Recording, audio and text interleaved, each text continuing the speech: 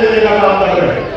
ये बात हमें इस तरीके से समझनी चाहिए कि एक बहन के साथ अत्याचार हुआ और अत्याचार होने के बाद उस बहन ने अपने स्वाभिमान सम्मान को बचाने के लिए हाथ में बंदूक उठाना उचित समझा, अपना अत्याचार सहन करना उचित नहीं समझा।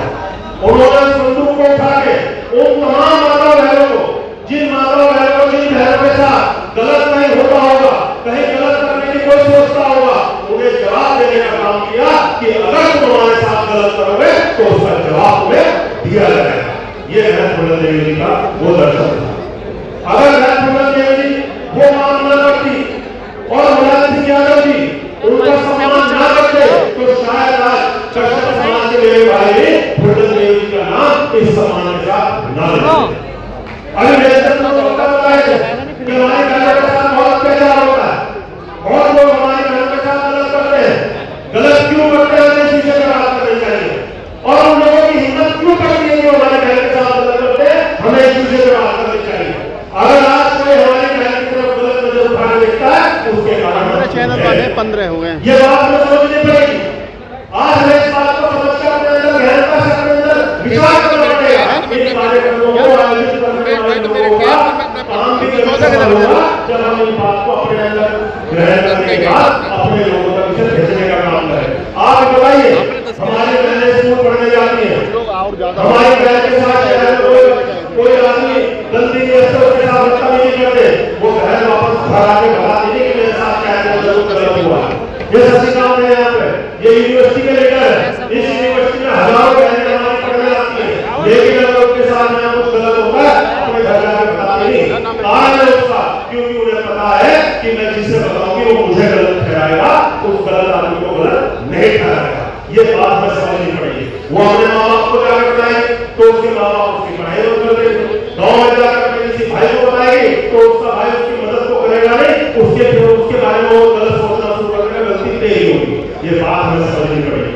आज इसी वजह से हमारी बहनों का उत्पीड़न शहरों के अंदर होता है और हम लोग उसे बड़े अच्छे तरीके से सेलिब्रेट करते हैं। हम बताते हैं हमारी बहन के साथ अत्याचार हुआ, हमारी बहन के साथ अत्याचार हुआ, वहां हमारे भाई को मार दिया, वहां हमारी जमीन पे कब्जा कर लिया। हम कभी ये नहीं बताते कि हमारी एक समाज रेजिमेंट भी हुआ करती थी। हम कभी ये नहीं बताते कि हमारे पूरे गांव के अंदर हुआ वो भी हमारे लोगों ने किया। कभी हम दोस्ती की कहानियों में लोगों को नहीं बताते, कभी हम अपने जो इतिहास के अंदर हमारे राजा महाराजा ने जो हमारे लोगों ने इस देश के अंदर हमें स्वाभिमान सम्मान के साथ लड़ने का रास्ता दिया, कभी हम उसकी बात नहीं करते। हमें अपने बच्चों के बीच में बैठ के और वो स्वाभिमान की बात करनी चाहिए, ऐसा मुझे लगता है।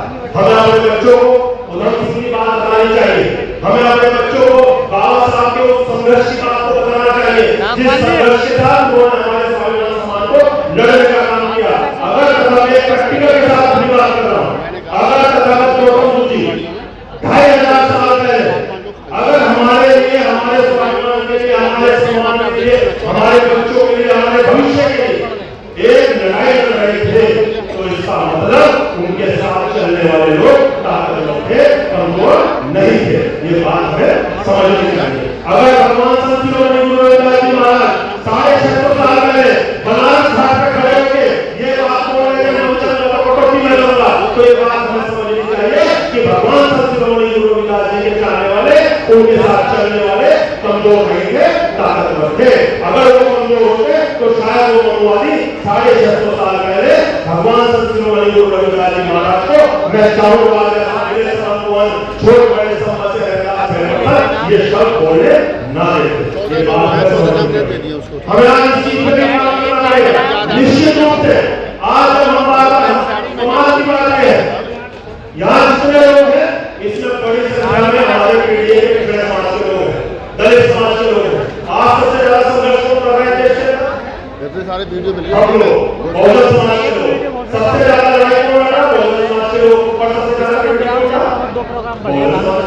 इस बात को हमें समझना पड़ेगा कि जब हमें समय समय पे हमें तथागत गौतम मिले, हमें भगवान शिरोमणि संत शिरोमणि गुरु रविदास जी महाराज मिले, हमें बाबा साहब डॉक्टर भीमराव अम्बेडकर मिले, हमें बाबू जगजीवन राम साहब मिले, हमें माननीय काशीनाथ साहब मिले, हमें जब हर समय हमारे रास्ता दिखाने वाले महापुरुष मिलते रहे और वो हमें दिशा दिखा के रास्ते पे चला के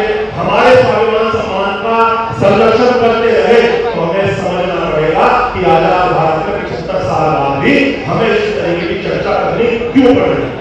आज 75 साल बाद भी हम किसी भी मंच पे खड़े होकर ये चर्चा क्यों करते हैं कि हमारी बहन की इज्जत लूट ली, हमारी बहन का घर, हमारी बहन को जिंदा जला दिया, हमारे भाइयों को घोड़ी पे नहीं चढ़ने दिया, हमारी जमीन पे कब्जा कर दिया। ये हमें समझना पड़ेगा कि 75 साल आजाद भारत के बाद भी अगर हम ये बात करते हैं तो कहीं ना कहीं इस यहाँ पे जितने लोग बैठे हैं उनमें भी कहीं ना कहीं हमारी कोई ना कोई कमी है। आज हमें ये भी समझना पड़ेगा वो जो लोग सत्ता में है, क्योंकि अभी हमारे राजेंद्र प्रसाद जी ने बात बताई इनको और राहुल गांधी जी लगातार 4 दिनों से बात उठा रहे हैं। अगर हमारे पास बाबा साहब डॉक्टर अम्बेडकर का दिया हुआ एक अधिकार है जिससे हम अपने स्वाभिमान की बात करते हैं और अपने अधिकार की बात करते हैं, वोट का अधिकार है।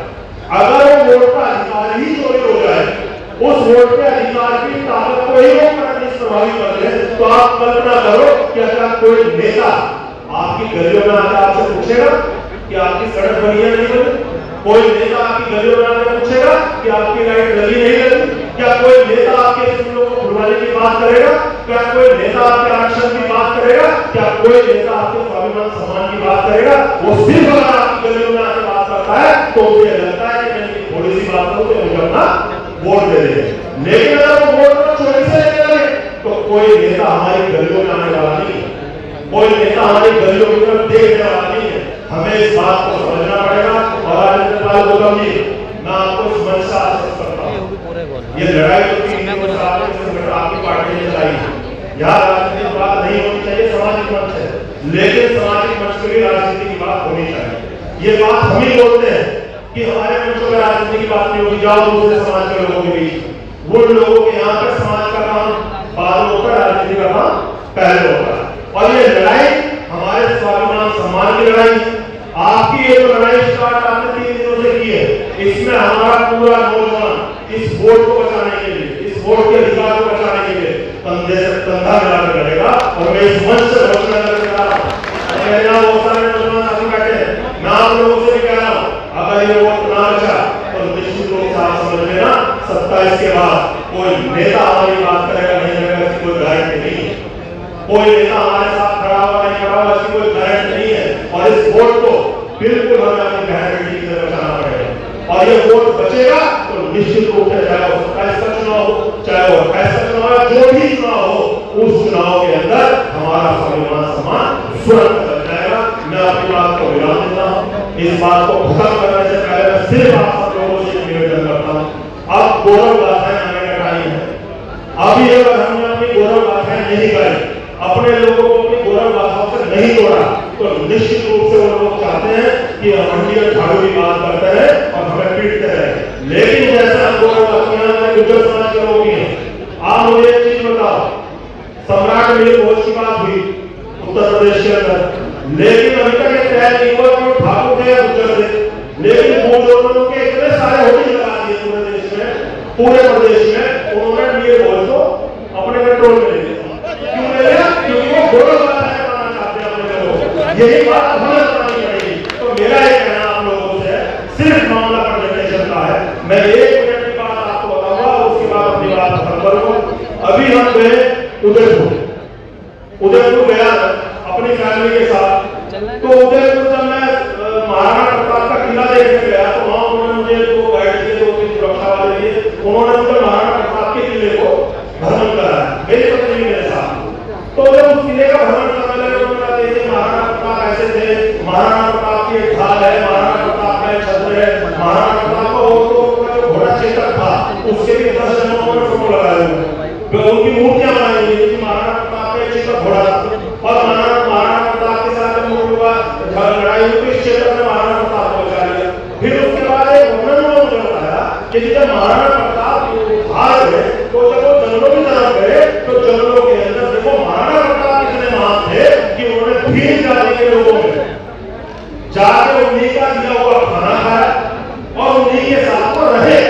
सिर्फ बताने का, अब मुझे बताइए, जो आदमी पराजित हो गया हो, पराजित होने के बाद उसे किसी ने संरक्षण दिया हो, संरक्षण देकर उसे खाना दिया हो, खाना देने के बाद उसकी फौज में उसकी लड़ाई लड़ी हो, वो आदमी उनका सम्मान होना चाहिए या उनका अपमान होना चाहिए?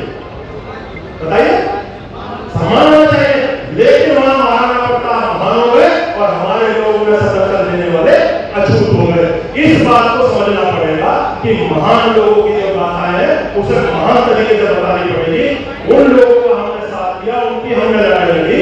आज अगर हम उनकी लड़ाई लड़ने के बाद भी अछूत हो जाए, राम सबरी के लिए खाने के बाद भगवान हो गए और सबरी खाना खिलाने के बाद अछूत हो जाए, तो इस बात को हमें समझना पड़ेगा कि वो लोग हमें फिर लड़ना चाहते हैं। हमारे साथियों अरे उसमें से बनाएगा घर के घर में तार दे और महान वीरांगना फूलन देवी जी को नमन करता हूँ।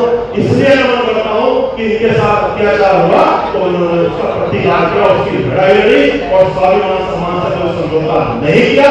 और मैं आपसे भी कह रहा हूँ कश्यप समाज के भाइयों से भी, यहाँ बैठे हुए हैं, ये कश्यप समाज की बहन बेटी नहीं है, ये समाज के तमाम लोगों की बात बहन बेटी है जिन्होंने इस देश के